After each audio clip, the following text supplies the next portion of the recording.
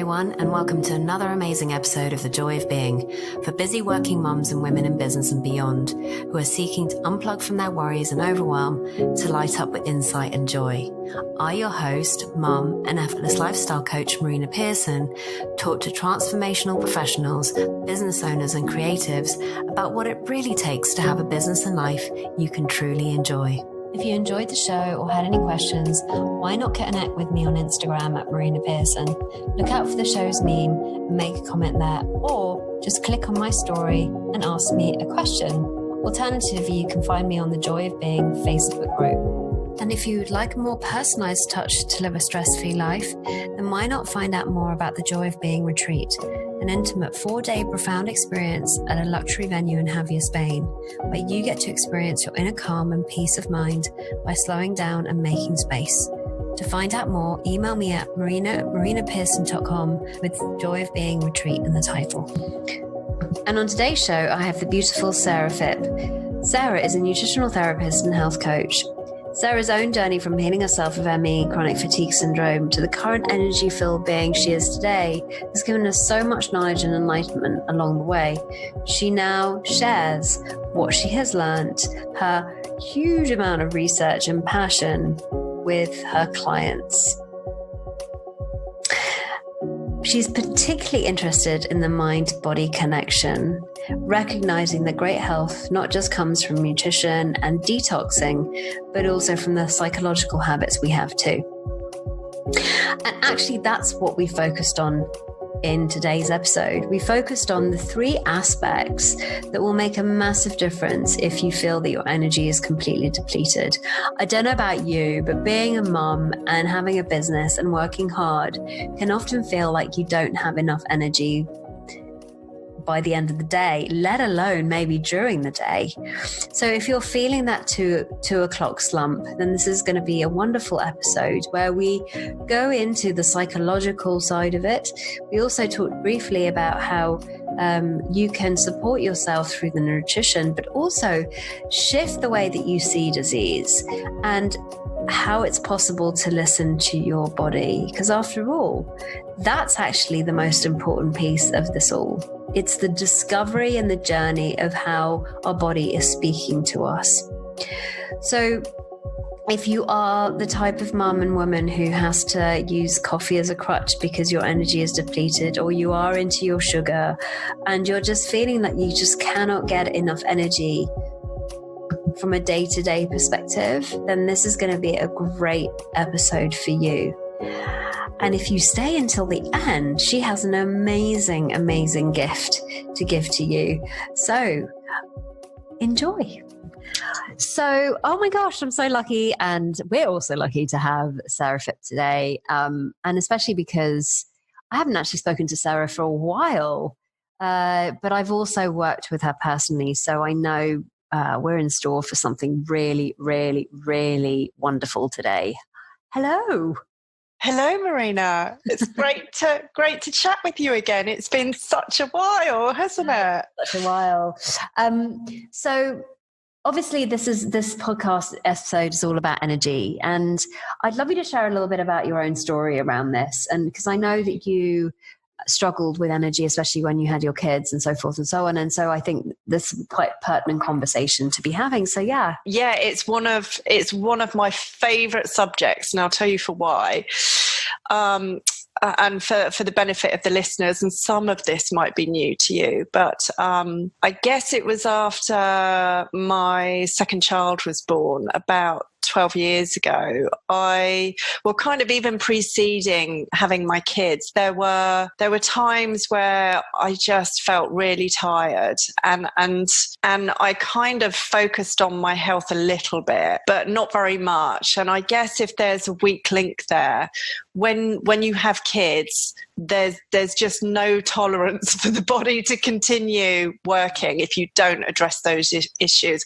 And I thought I'd done a reasonable job, but knowing what I know now, I did a terrible job. But we're all doing the best with the knowledge we have at the time. So I I feel so blessed to have learned what I've learned and love sharing it with other people and helping support other people as we did when we worked together when your little boy was quite young. And so the story for me goes something along the lines of this, that it was almost immediately after my son was born. So it was 12 years ago. It felt like my energy just never bounced back, and I kept getting respiratory problems. It felt like I had to avoid anyone with so much as a sniffle. The illness was something that just seemed to floor me. And in fact, within the space of about 3 months of him being born, I was in a pretty dire state. And it took a while to get diagnosed, but whether you want to call it ME or chronic fatigue syndrome, it got to the point where I wasn't sleeping at night, but had no energy during the day. And this is the thing with chronic fatigue, that people who've never experienced it don't understand that it's not about just going to bed and sleeping. I couldn't sleep. I understand why now, and we'll delve into that. I couldn't sleep, and yet I was just on this level of exhaustion all the time, where even walking down the stairs in the morning was painful. My hair was falling out. I wasn't absorbing food properly. It was just, I was in a pretty dire state. I was just surviving day to day. And when my husband used to come home from work, and fortunately, it used to be quite early at that time. At 5:30, I'd just be ready to hand the kids to him to go back to bed. It wasn't a great couple of years, and even any thought of doing, mind you, I wanted to be at home for the kids anyway, but even the capacity to work was not there. I was literally just managing, and even then with a lot of support from my husband, of looking after the kids and barely looking after myself.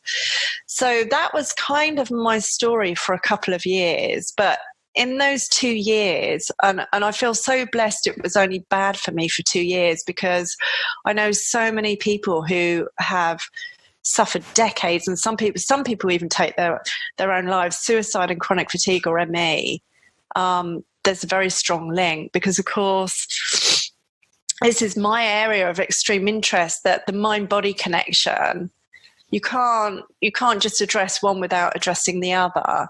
And psychologically, I was really suffering, and I can remember the odd day of just thinking, oh my God, it's just going to be better if I just end it all, because I just can't carry on like this. I'm just not sleeping is like torture, and just not being able to feel like there was anything I could do to remedy it. But I'm quite a fighter, and I'm quite a motivated person. And so I quickly learned that delving into the medical system or looking to doctors for answers, even though that had always been my way of looking at health, which to me is crazy now, I knew that was never going to provide the answers I was looking for. They kind of said things like, well, you're a mum, what do you expect? You're tired. Like, a lot of doctors still don't even recognize ME or chronic fatigue. There's any kind of systemic illness in the body, they're not great. And I just kind of want to put it out there and say that, I don't want to diss the whole Western medical establishment. There are certain things that they're really good at, like dealing with trauma, dealing with pain. But when it comes to stuff like this, you're wasting your time. You're wasting your time. And in truth, to me, it's always a message to look inwardly. And it was something I'd never done before. And so the journey for me started when I saw evening classes on nutrition. And it was the way it was positioned, as in using food to heal your body. And I just thought, oh, that sounds interesting. And I think within 20 minutes of being in the first class, I was like, oh my gosh, this is what I want to be doing. This is so powerful, what I'm learning. I'd never thought of my body in that way. I'd never thought of food and nutrition in that way.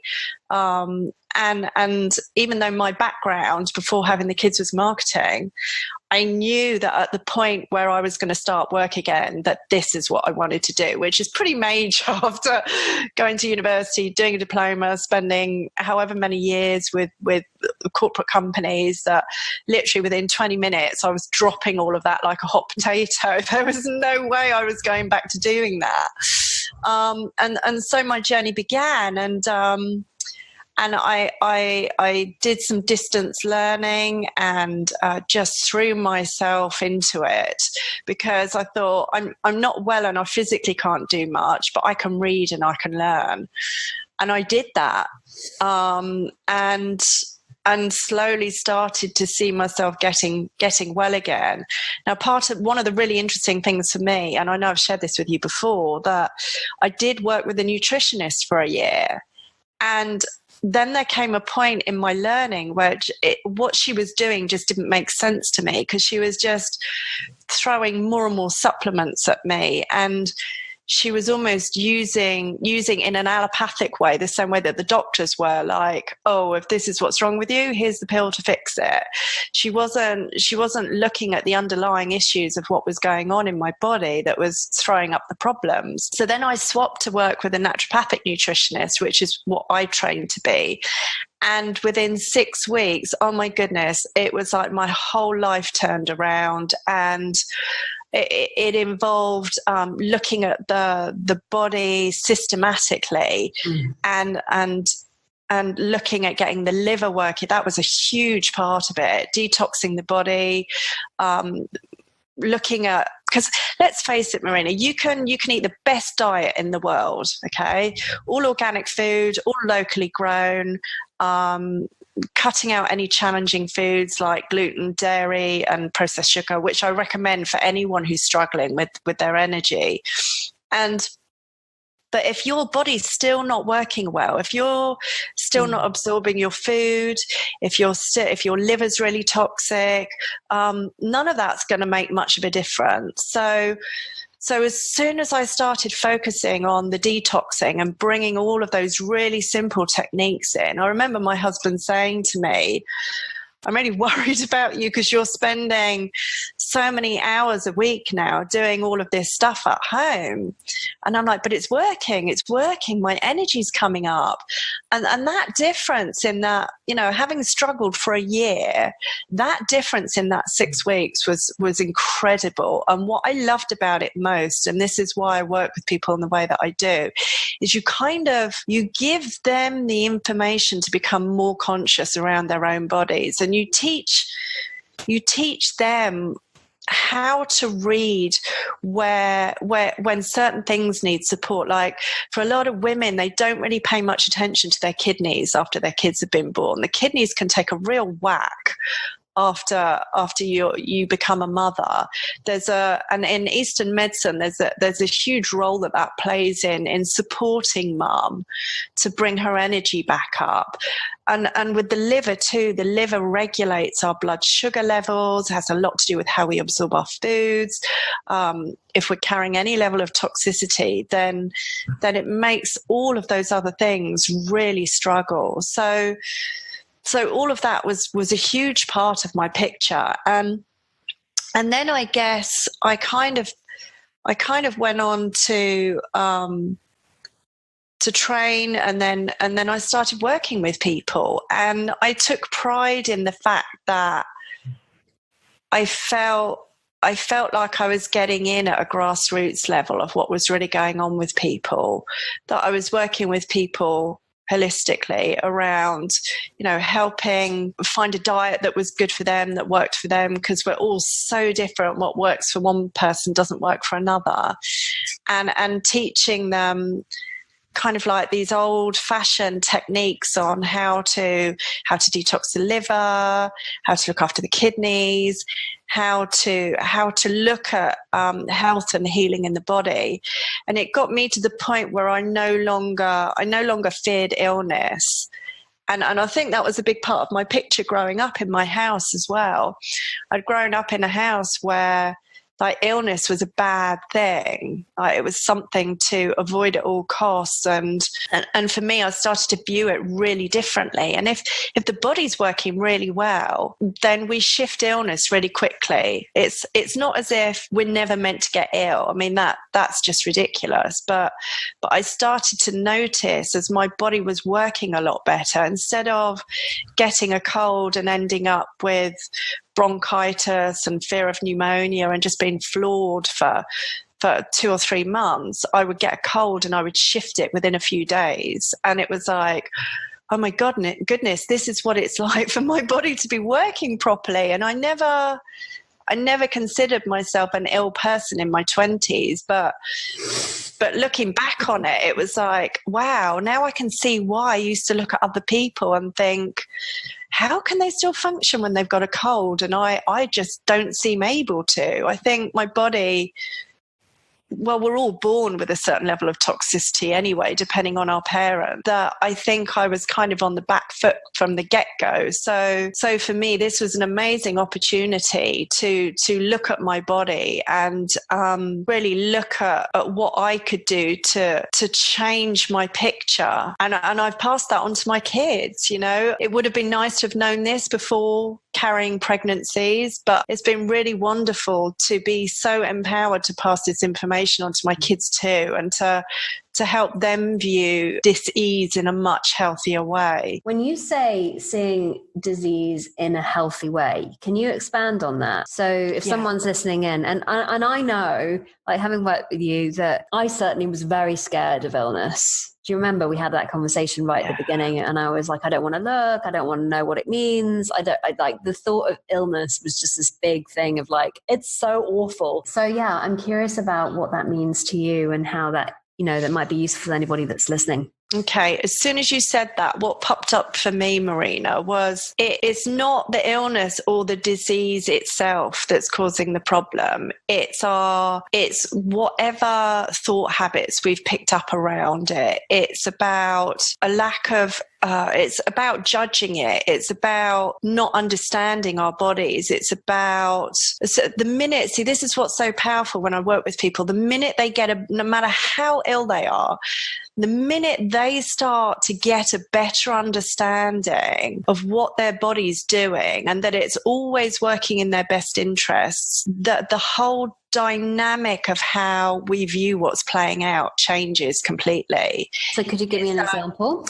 So let me try and think of one. Well, let me give you an example. So yeah, perfect. For example, what would you say to somebody that has the herpes virus, that can't seem to shift it, that somehow they've been taking the supplements that they need, they've been eating well, they've been sort of detoxifying themselves? What would you say? Perfect. Great example. So I work with a lot of people who have the herpes virus, whether it's genital, whether it shows up as cold sores on the face. And what I've noticed both in myself and I see it in my clients time and time again is that there's nearly always a strong emotional element involved to anything that's showing up in illness. So when people feel like, if someone keeps getting herpes and it takes such a whack to the immune system all the time, and yes, it's linked to the liver, and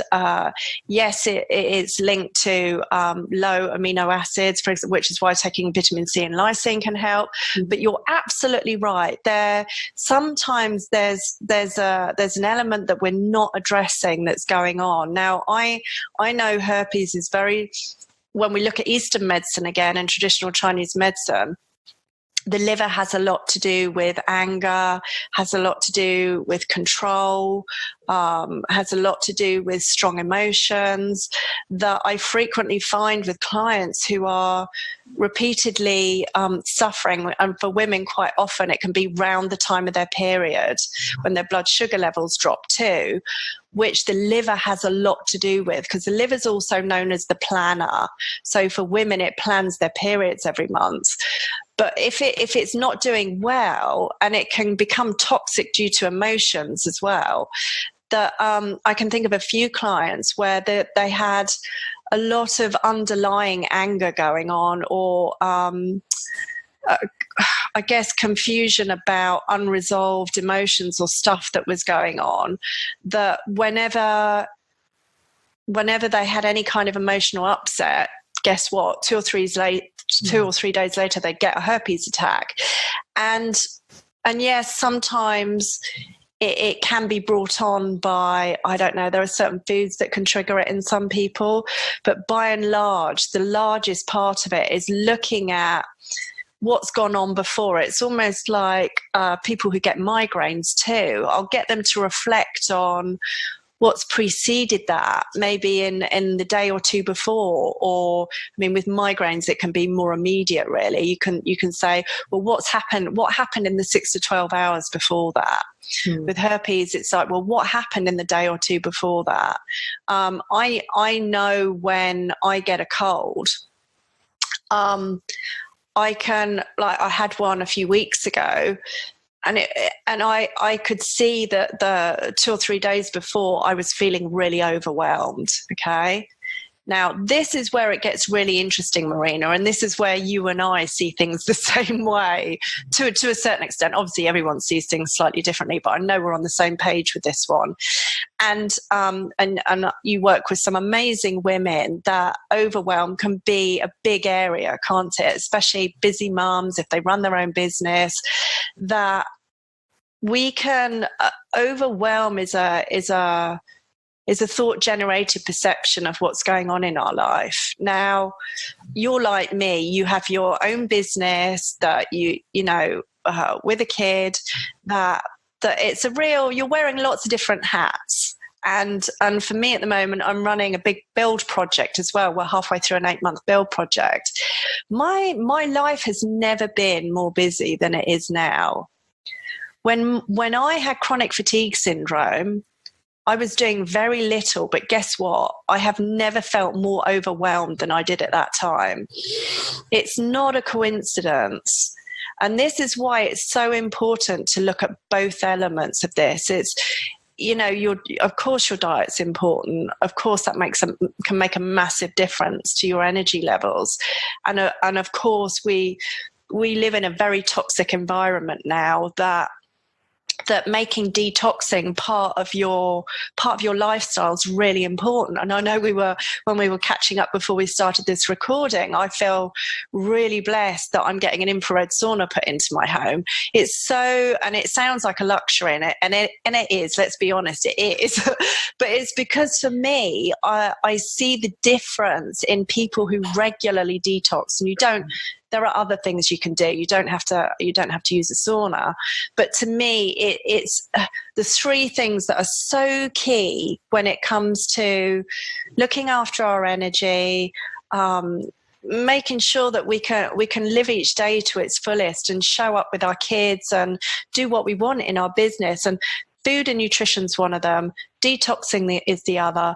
But the mind and emotions and having an understanding of that is huge. It's absolutely huge. And looking as I did now, I'll be forever grateful for, you know, all of the learning that I've had over the last 12 years. And the nutrition, definitely, without that and without the detoxing, I wouldn't be sitting here now. But for me, the mind part has become the largest slice of the cake. And I saw that when I started working with clients, because I would have people come to me with, I'll give some examples, maybe IBS or eczema or a thyroid problem or blood sugar levels, perhaps that were heading towards diabetes type 2. And so they'd be on a program, and maybe after 6 months or whatever, the symptoms that they presented were resolved. Okay, to all intents purposes, they were cured, if you want to pick a word. But what I noticed was that these people were still showing up in their lives with a lot of stress, whether that was in their parenting, whether that was in their relationship, whether that was financial concerns, whether that was their business, on how to set up, because I work with a lot of heart-centered workers as well, that the body is so intelligent that it's gonna show up a symptom somewhere else unless we address the underlying cause. And for me, it was one of those light bulb moments of oh my goodness, I thought I was working holistically, and I was working at the level that the dis-ease started. And then I started to see that in a lot of cases that wasn't true, which is why I went back into learning about the psychology behind health and wellness, and how important it was to look at that psychological, emotional element and to see how that plays out in the body too. So does that make sense? Yeah. So what I really heard in what you said was that actually our body's always communicating with us. And so it shows up in different forms. It shows up for some of us, we might have a weakness in the area of our chest, or it might be in the form of a virus, or it might be form in a earache. I guess we all have certain points of weakness in the body that can get compromised when our immune system drops. But that usually is caused by lots of overthinking or, like major emotional twists and turns in people's lives. Yeah, because I mean, last year or the year before was a massive shift in finding parasites and bacteria in the body and actually doing something about that. And what a difference that's made. So I totally get it. Like in the last year, I now have energy. So to me, this is a wonderful thing, because it wasn't the case for about 2 years where I really struggled, so especially in the first year of having Leo. So if anybody that's listening, it's possible to shift, by the way, if you are in that space at the moment. Just get curious. It's been such a huge journey in actually learning about the body that you're in and understanding that we have a body. Because I think a lot of us just go around feeling very disconnected from this vehicle that we're, twaddling around in. And go, oh my God, I've got a hand. How does this work? But not really understanding like how it all works, like how it can actually support us, and how amazing it is. Oh my goodness. Like, I don't know about you, Sarah, but I have trashed my body in so many shapes and forms in my 20s and my teens. Me too. Like major trash. Yeah. And so like this sort of coming together of love of body and mind has been a huge union in the last 2 or 3 years. So if anybody that's listening going, oh my God, I've been trashing my body, it's all good. The body has an incredible amount of resilience and an incredible capacity to heal. I'm curious. So if, we've talked about sort of the more esoteric kind of philosophy side of things. What are some of the things that, especially like if there's a mum that's just had a baby or whatever, that we can do to support ourselves so that we can actually have more energy? Because at the end of the day, I guess, as women and as mums, we are the center of the universe. No, the nucleus of the family. Yeah, well, the first thing I want to say is don't ever do a detox when you're pregnant or breastfeeding. Okay. That's not a good idea, or you're passing it on to your little one. I recommend, if women come to me early enough, to do 2 years prep before pregnancy. So for mums listening, if you're planning on having another one, it's a really good idea. The more prep that you put in now, the easier it's going to be when they're born. Okay. Now, the number, I guess, the other key thing is that you really need support, and you really need to be eating well after your little one's born. There's a tendency to have shortcuts and so it's really important that you find, whatever way you have to, that you find a way, certainly in those first 6 months, to eat well. It's really important, even if that means I don't know, there are some here in the UK, there are some brilliant meal delivery services, and I won't mention any names, but some are much healthier than others.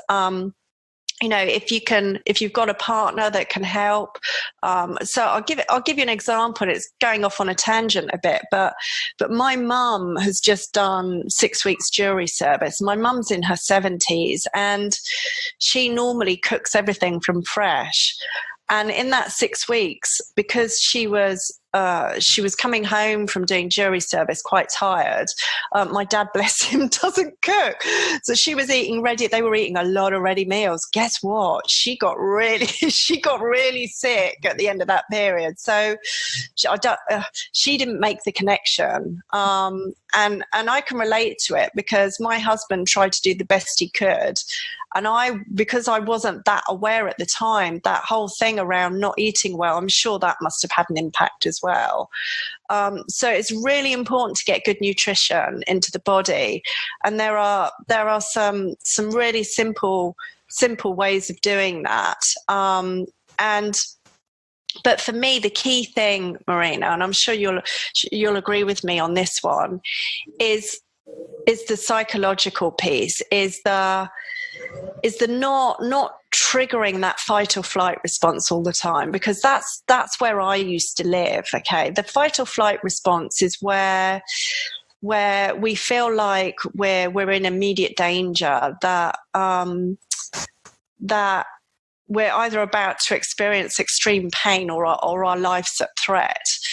And we're not that life or death situation. Let's face it, most of us, thankfully, don't put ourselves in a situation like that very often anymore. The way the modern world is, the way life is, living here in the UK or living in westernized culture, we're very lucky.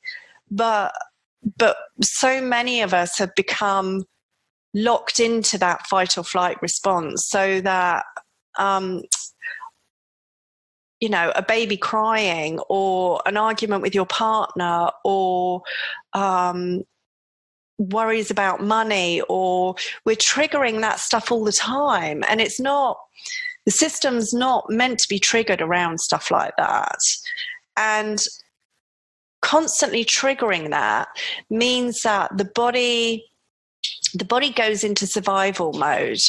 And so if you think about it logically, if you're in a life or death situation, your body is doing everything it can to save your life in that moment. So it's shutting down non-essential systems. So guess what? Your immune system shuts down. Your digestive system shuts down. Your hormones, endocrine, reproductive system shuts down. All of that stuff in that perceived life-saving moment, those things just aren't relevant. Now, what happens is when we're triggering that all the time, you can start to see the picture now, and why people like myself end up with chronic illness, that I was triggering it all the time, that's why I was getting sick all the time. That's why I wasn't absorbing my food. That's why my hormones were all over the place and my thyroid wasn't working properly. So when we start to address that part of it, the psychological part of it, it pays huge dividends in so many ways. Because I'm sure you can relate to this, Marina, I used to, before understanding how our psychological experience plays out, I used to be a control freak, like got to get control of everything to feel okay. That included when the kids were born. That was such a wake-up call for me. And of course, if there's one thing that you can't do when you have kids, is control stuff. Yeah, you're at the behest of this beautiful new human being who decides when they want to sleep, decides when they want to eat, decides when they want their nappy changed. And it's your job to be responsive to that. Now, if you're used to living in a way where you deal with your anxiety through controlling stuff, then you're going to find it really stressful. Okay? Now, for me, I have no regrets in my life at all. It just doesn't make sense to me. But knowing what I know now, and my kids have had the benefit of it now because mine are 12 and 14. But had I known what I learned in the last 6 years about the psychological piece when they were little, I would have parented so differently and found it so much easier. That capacity to get overwhelmed was coming from my perceived lack of control over my life, and in the early days running my business, and that's just not there anymore. It's a more enjoyable way to live. It's a much healthier way to live, because the thing is, if you're constantly triggering that fight or flight response, you're head on directed towards a cancer diagnosis or heart disease, or, all of those chronic illnesses that we see are so prevalent now, and all linked to stress. So I guess, it's looking at all of it, Marina, and it's never, and I just want to reassure anyone listening that it's never too late to address them, as you and I have proven. My God, if I can do years and years of drugs and alcohol and not eating properly and come back to feel the way I do right now, then yeah, it's totally doable.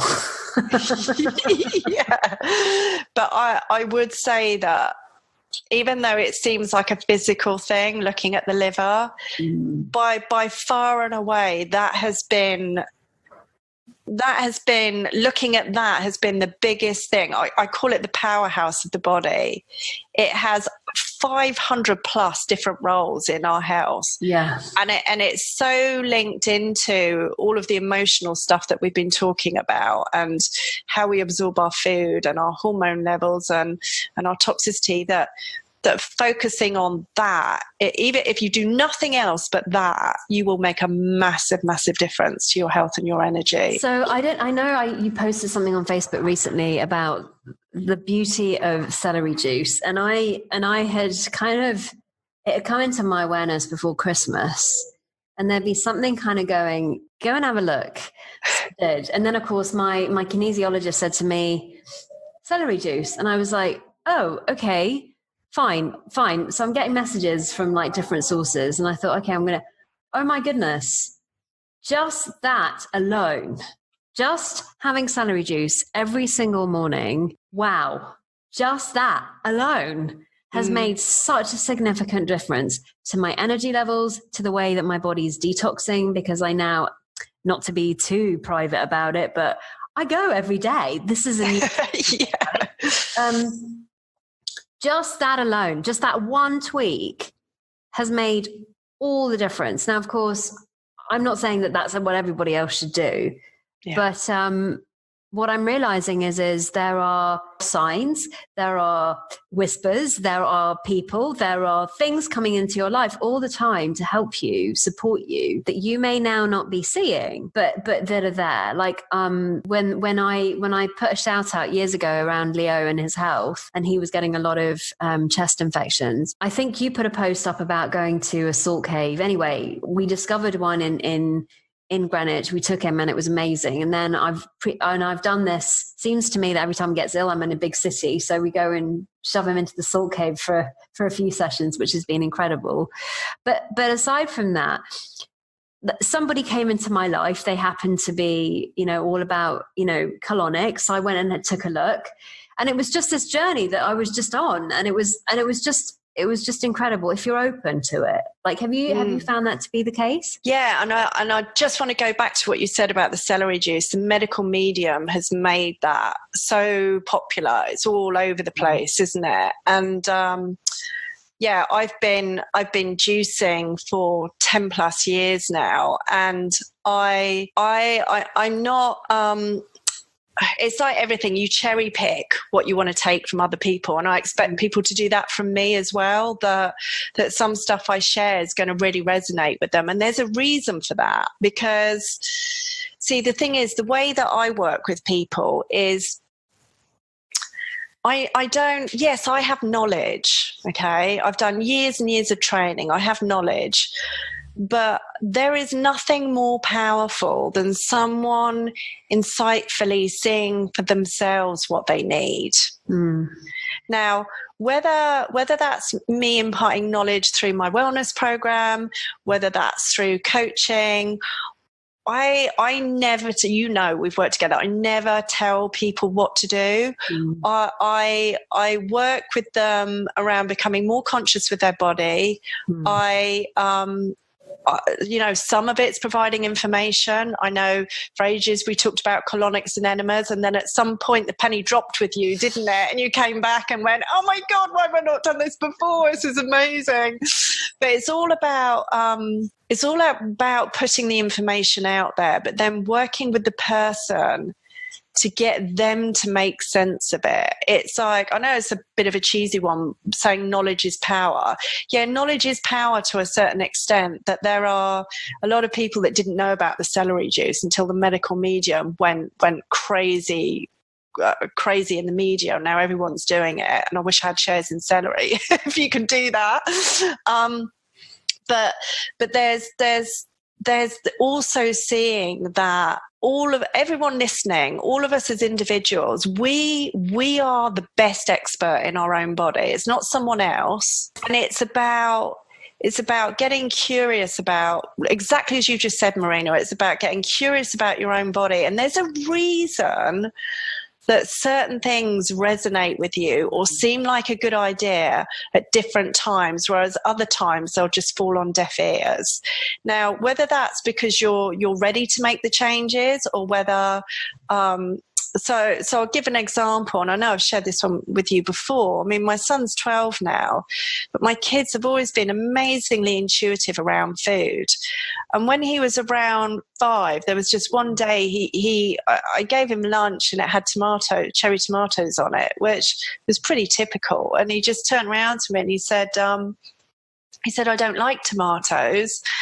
And I just said, okay, darling, you don't have to eat them. And then a week or two afterwards, when I took him to an appointment, totally unrelated, she said to me, oh, his histamine levels are really high. And I was like, bingo. Of course, I knew, like, that's where the knowledge part comes in. I knew that tomatoes were high in histamine. Now, he's 5. Did he know that? No, of course he didn't. Can I make sense of it with my knowledge? Yes. But is that of any value to him at that point? No. Had I done one good area of parenting there to make sure that I didn't give him loads of cluttered thinking around food and what he should or shouldn't be eating. Like, I could have gone, do you know what, darling? It's the start of the summer and tomatoes are really high in lycopene, so you have to eat them to protect your skin. Like, we can inadvertently pass on all of this kind of information that can end up by being really unhelpful. So he was so in tune with his body that he just knew at that particular point in time that food wasn't right for him. And he kind of continues to do that. I remember another time he just went crazy for raw carrots. He was constantly in the fridge eating raw carrots. Again, after the event, I found out he was low in beta carotene. What are carrots high in? Beta carotene. And he's just so in tune with his body. And I don't want anyone listening thinking, oh, wow, well, he's really special and that's really unique. No, we all have this capacity, all of us.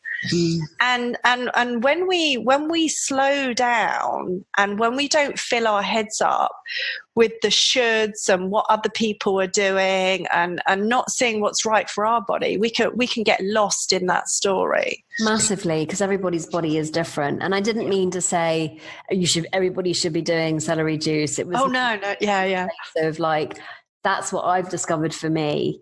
So thank you for pointing that out, because it really is not one thing fits all. Some people realize that they can't actually handle meat. Others actually have to eat a really high protein diet, depending on how their moments in time even. So Sarah, thank you so much. Like, my question is, if someone, because I know we haven't really talked about the practical side, but I know that there's stuff that you've created that can really help with that.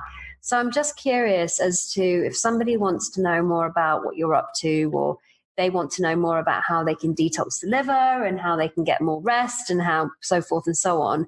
How can they do that? Okay, so the first thing I want to say is this time of year in traditional Chinese medicine, we've moved into liver time. Okay, there is not a better time to detox the liver than right now. I'm doing it at the moment. So what I'm about to share with you is what I'm doing at the moment, and it's what I did to get well, and it's what I do every time I feel myself getting run down, or I just feel like my body needs a boost.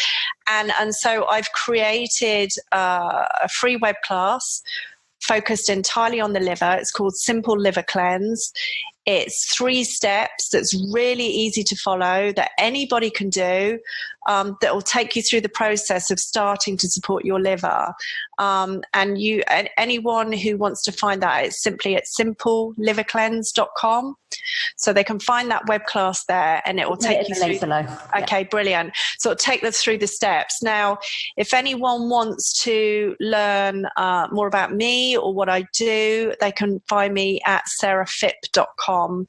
Or email me sarah@sarahphipp.com.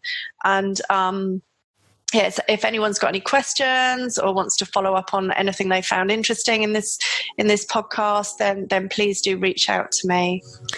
Well, thank you so much, Sarah. It's been wonderful to have you here today. And for anybody that's been listening, I hope you got as much out of it as I did. And yeah, until the next time, bye-bye for now. And there you have it, another wonderful episode of The Joy of Being. If you loved what you heard here today and it's been helpful, why not subscribe or share the podcast with others? And if you're curious as to how you can experience more joy in your life and feel carefree, then I invite you to download your Joy Catalyst scorecard at www.marinapearson.com/scorecard, which will help you identify the joy gaps and what you can do to fill them. And remember, you can find me on Instagram at Marina Pearson, or my Facebook group, The Joy of Being. So until next week's episode, remember, you are the joy you seek.